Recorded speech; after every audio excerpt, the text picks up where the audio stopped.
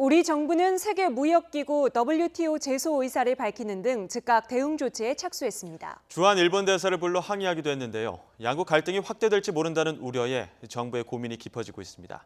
박병한 한현희 기자가 이어서 보도합니다.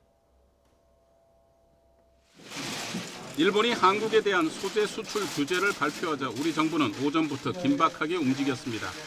비공개 경제관계 장관협의체인 녹실회의에 이어 산업부 장관 주재 회의를 열고 강한 유감을 표명했습니다.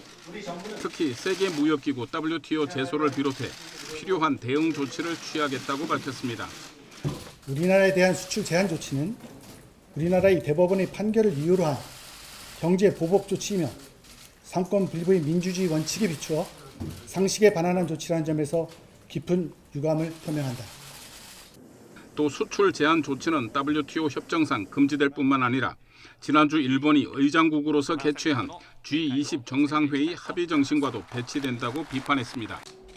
이어 산업부 차관 주재로 반도체 디스플레이 업계 관계자와 긴급 대책 회의를 갖고 수급 상황 등을 긴급 점검했습니다. 국내 반도체 디스플레이 업계도 당혹감을 감추지 못하고 있습니다.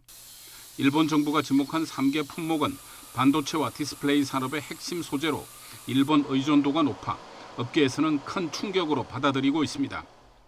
단기적으로 우리가 받을 충격을 최소화시키면서 장기적으로 국산화율을 재고화하는 기회를 활용하기 위한 노력이 필요한 것으로 판단됩니다.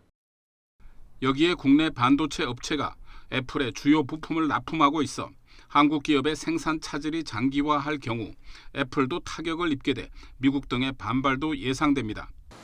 반면 이번 사태를 계기로 국내 반도체 업체가 감산에 돌입하면 공급 과잉이 점차 해소돼 반도체 가격이 바닥을 탈출할 수 있다는 기대감도 일각에서 감지되고 있습니다. YTN 박병환입니다. 외교부 청사 지하 주차장에서 일본 국기를 단 차량 한 대가 올라옵니다.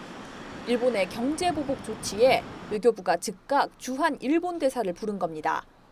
조세영 외교부 1차관은 나가미네 야스마사 주한 일본 대사에게 일본의 수출 규제 조치를 항의하고 유감을 표명했습니다. 일본의 보복 조치 관측은 꾸준히 나왔지만 이처럼 신속하게 진행될지는 우리 정부로서도 예상치 못했던 것으로 알려졌습니다.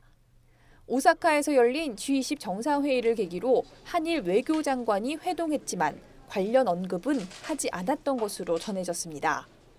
정부는 일단 일본의 이 같은 조치가 한국 경제에 미칠 악영향을 최소화하는 데 집중한다는 방침인 것으로 전해졌습니다.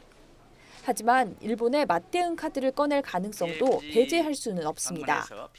외교 당국으로서는 그런 상황이 발생하지 않도록 면밀히 준비를 하고 협의를 하고 있습니다.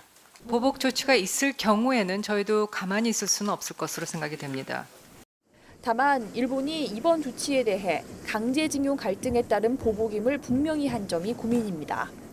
역사 갈등이 정치, 경제, 사회 등 각 분야로 확산할 경우 한일 관계에 미칠 후유증이 크다는 점에서 정부가 대응책 마련에 부심하고 있습니다. YTN 한현입니다.